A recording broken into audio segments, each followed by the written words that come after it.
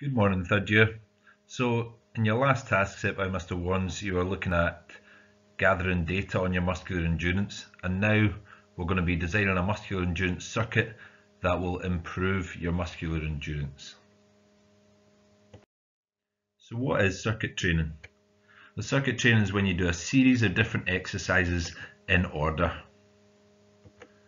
So, you perform each of these exercises for a set amount of time or repetition, which is sometimes called reps.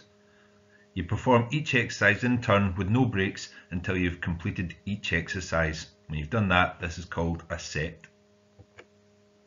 You then have a short break called an interval before doing another set.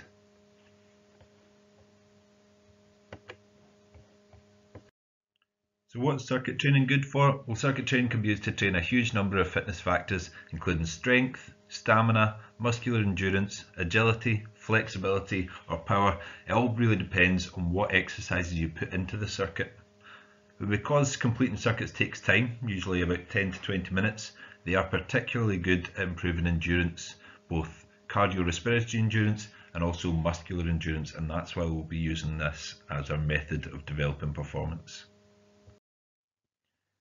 So your task today is to design a circuit that will improve your muscular endurance for your full body, and we're going to be using body weight exercises. So that's things like press ups, sit ups, anything that doesn't require the use of any equipment. It's just the weight of your body that provides the resistance to improve your muscular endurance. So we're going to make a set of 6 exercises. So you need to come up with 6 exercises, 2 that work our upper body, 2 that work our core muscles, and 2 that work your lower body.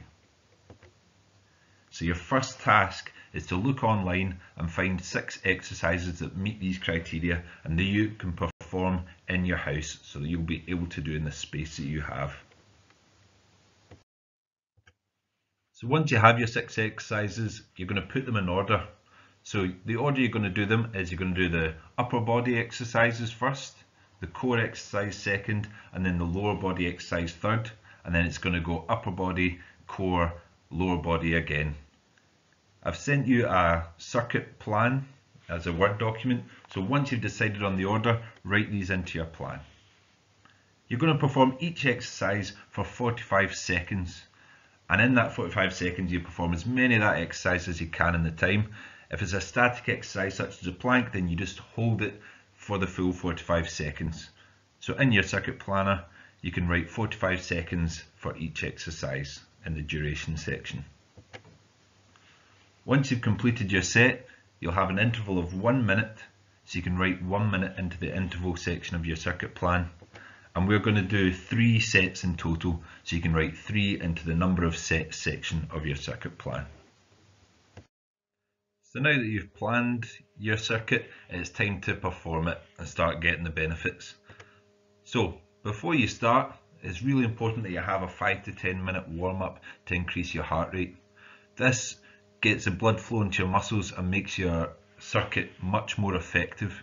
It also helps reduce any risk of injury. Once you've done your warm up, get some good tunes on to help motivate you, and then you're going to perform your 3 sets of 6 exercises with a 1 minute rest in between each set. So you'll need some kind of timer so that you can count out the 45 seconds for each exercise and the 1 minute interval as well. Now, after you've completed your circuit, it's really important that you just take a minute to reflect on the exercise and review your circuit, because if it's too easy, then it's not going to be effective in developing your muscular endurance and you're really wasting your time. And if it's too difficult, then you might become demotivated and it's not going to be working the right thing. It's going to be working your muscular strength rather than your muscular endurance. So you can feel whether or not your circuit's been effective at the end. So by the 3rd set, you should only just be able to complete the 45 seconds of each exercise, and you should feel that burn in your muscles. If you're finding an exercise too easy to complete in the 3rd set, then you're going to need to increase the time or the number of reps you perform in each set. If you're unable to complete an exercise in the 3rd set, then you may be able to perform the exercise for less time or fewer reps in each set. So the final task is in your circuit training plan. For the next column, I'd like you to put in what time you should perform when you next do your circuit training. Do you need to increase the time? Do you need to decrease the time? Or was the time just right?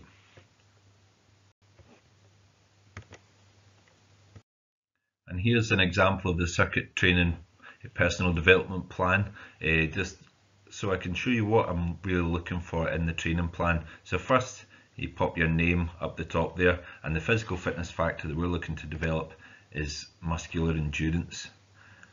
You're going to choose your 6 exercises and you're going to put them into the exercise column. So for example, I might choose press-ups as my upper body, sit-ups as my core, and squat thrusts for my lower body. I then obviously go on to do a further 3 for upper body, core and lower body there as well, but I'm just going to do the 3 for this example.